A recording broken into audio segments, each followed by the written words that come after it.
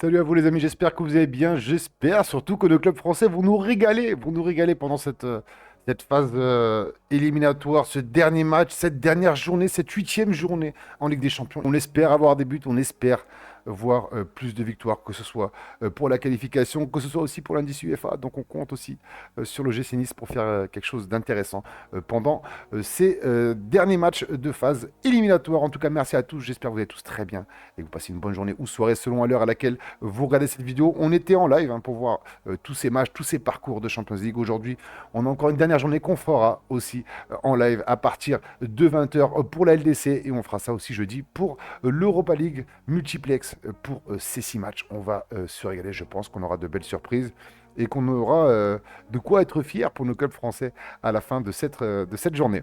En tout cas, le classement pour l'instant, Arsenal-Bayern, je pense que ça va finir largement premier, à moins que le Bayern se casse la figure au PSG. Je ne vois pas comment ils peuvent perdre leur deuxième place. Arsenal qui va recevoir un Kairat Almaty, un dernier Kairat Almaty avec un petit point quand même, premier point de leur histoire face à Paphos. Donc Kairat Almaty qui va aller subir un football compliqué face à un Arsenal incroyable.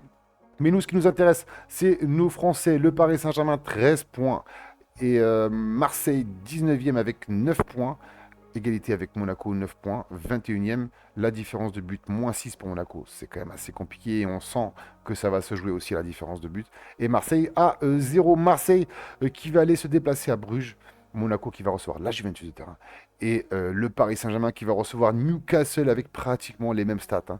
7 matchs joués, 4 gagnés, un nul, 2 défaites. Pareil pour Newcastle, même nombre de points, même différence de but. C'est complètement incroyable, ça va être fou.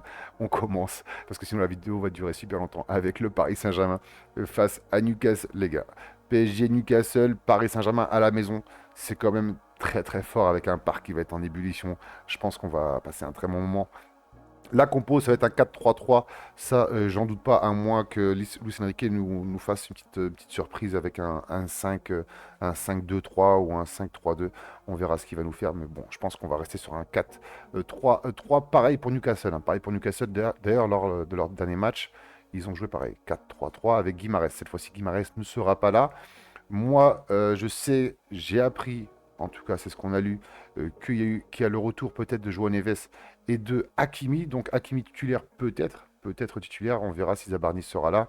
C'est une compo probable, je ne pense pas qu'elle est bonne, parce que si Hakimi n'est pas là, ce sera Warren Zaïre-Emery qui prendra sa place. Il y a plus de chances que ce soit lui qui joue l'intérimaire par rapport à Hakimi.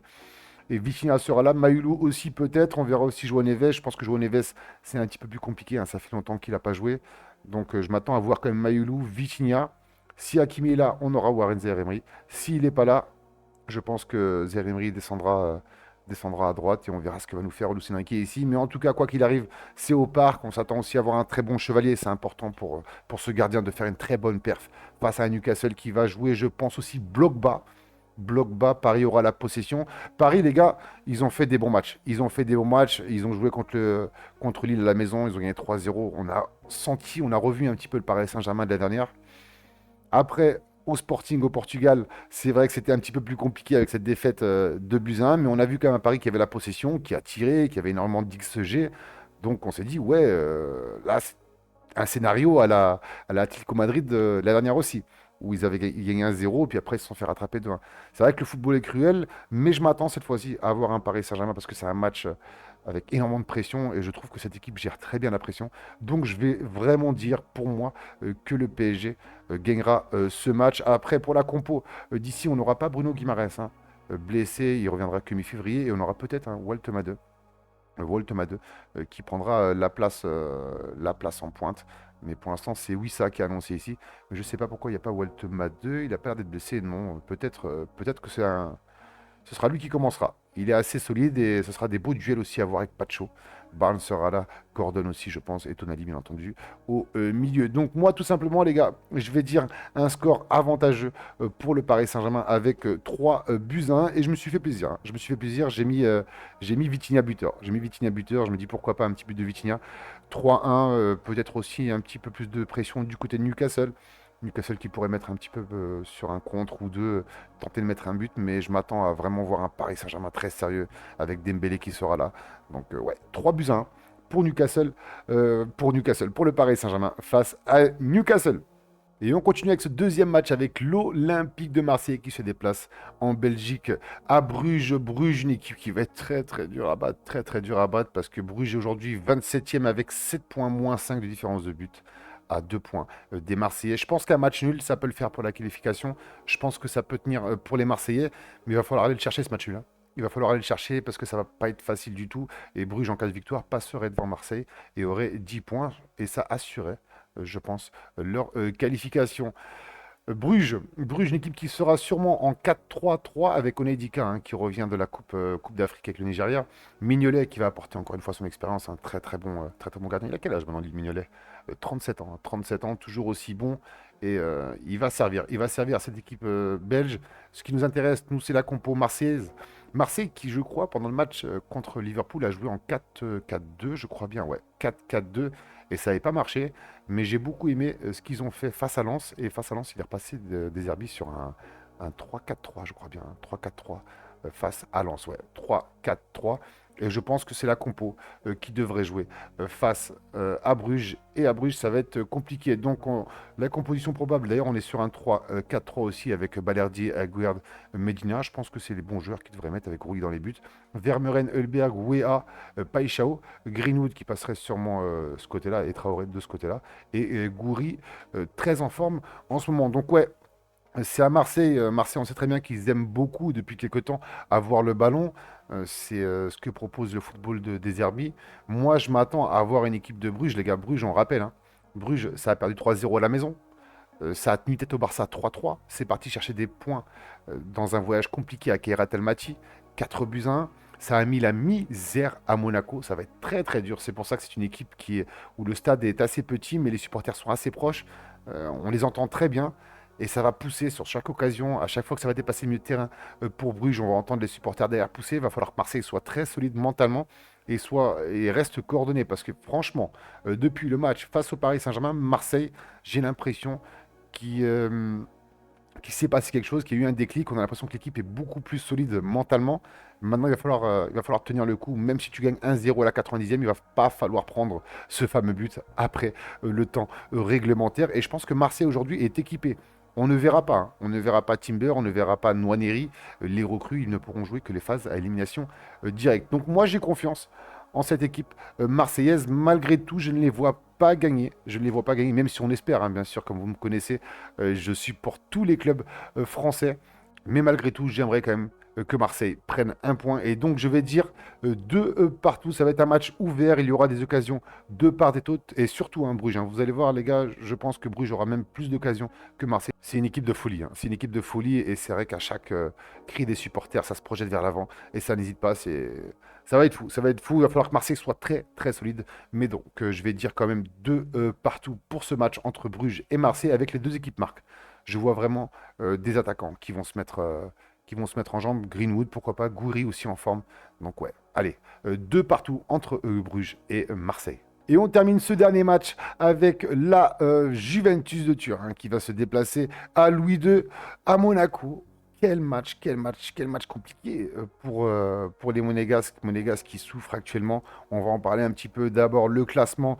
La Juventus de Turin, 15e avec 12 points plus 4. Et Monaco, 21e avec 9 points moins 6. Alors, je pense, comme j'ai dit tout à l'heure, qu'un point, ça suffira. Mais il va falloir le chercher ce point. Il va falloir le chercher ce point parce que la Juve, toujours potentiellement capable d'être dans le top 8. Et une équipe, les gars, Spalletti, depuis qu'il est arrivé à la Juve, il a créé des monstres, hein.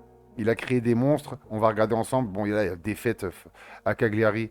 Voilà, c'est un match juste avant la Champions League. On sait très bien en plus il y avait un petit déplacement et que les joueurs ont tendance à penser au prochain match avant de jouer celui-ci.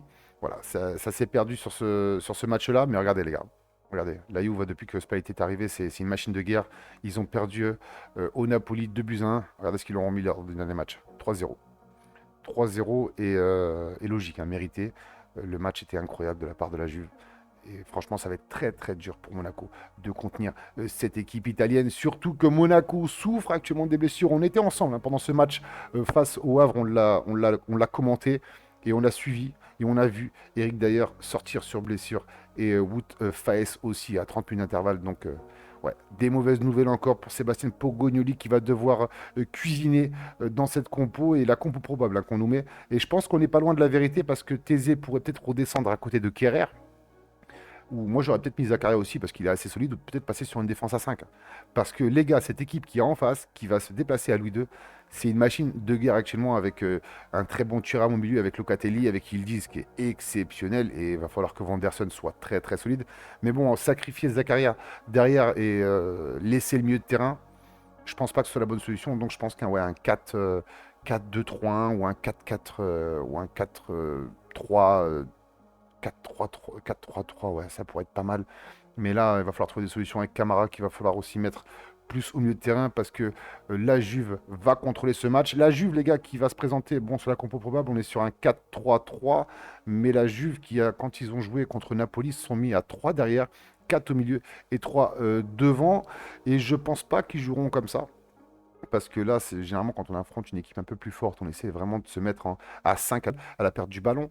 Là, je pense qu'ils vont jouer comme ils l'ont joué face au Benfica avec 4-2-3-1. En plus, on a un Jonathan David qui est retrouvé. Il a marqué lors du match face au Napoli. Il a été passeur décisif lors du match contre le Benfica. Il aura à cœur de revenir en France et de faire de belles choses. Mais ouais, ouais, cette équipe, c'était pas le bon moment pour Monaco.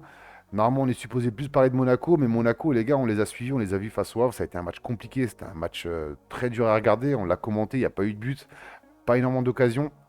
Donc là, je ne sais pas comment que les hommes de Pogognoli vont faire pour tenir les assauts de cette équipe italienne. Donc malheureusement, vous savez que même si on veut que les clubs français gagnent, je pense que la marche est un petit peu trop haute cette fois-ci pour Monaco. On espère, j'espère avoir tort, mais je pense que la Juve aura la possession. La Juve va beaucoup plus attaquer et la Juve va faire mal à cette équipe hein, parce que en défense c'est très très dur. Kerrer n'est pas non plus au meilleur de sa forme et en plus il va y avoir une équipe complètement encore une fois remaniée de la part de Pogognoli. Et je m'attends à ce qu'un Monaco tienne le coup et puis craque peut-être à la fin. Et je dirais un petit 1-0 pour la Juve lors de ce match. Mais je ne demande qu'à être mis en tort et j'espère que Monaco pourra se qualifier lors de cette phase qualificative de Champions League. Voilà les amis, c'était mes 3 avis sur ces 3 matchs compliqués hein, quand même. Ça va être dur pour Paris, ça va être dur pour Marseille et ça va être dur pour Monaco. J'espère avoir tort, hein. C'est vrai que c'est rare de voir quelqu'un qui fait des pronos mais qui espère avoir tort. Forcément, on veut que nos Français se qualifient pour les prochains tours de cette coupe magnifique, hein, la Champions League. J'espère que ça va durer, j'espère que Marseille me fera mentir et ira gagner facilement pour se qualifier. J'espère que Monaco fera l'exploit parce que je trouve quand même que la marche est un petit peu trop haute pour Monaco, mais pourquoi pas, j'espère qu'ils prendront peut-être un point ou voire les 3 points. Dans le foot, tout peut se passer, ce sont juste des avis les gars, ce ne sont pas des pronostics, ce n'est pas des incitations à parier, c'est vraiment juste des avis, des conseils et des petites analyses pour voir à peu près ce qu'on pourrait avoir comme résultat lors de ces matchs. N'hésitez pas à me dire, vous, vos pronostics, qu'est-ce que vous en pensez dans les commentaires. C'est fait pour ça. J'ai envie de tout lire, j'ai envie de tout savoir et voir si vous y croyez autant que moi ou est-ce que vous voyez pratiquement pareil que moi pour ce genre de match. J'espère que la vidéo vous aura plu. On se retrouve demain en live à 20h pour faire ce multiplex et suivre ces 3 matchs. C'était Thomas. Bonne journée ou bonne soirée. Ciao.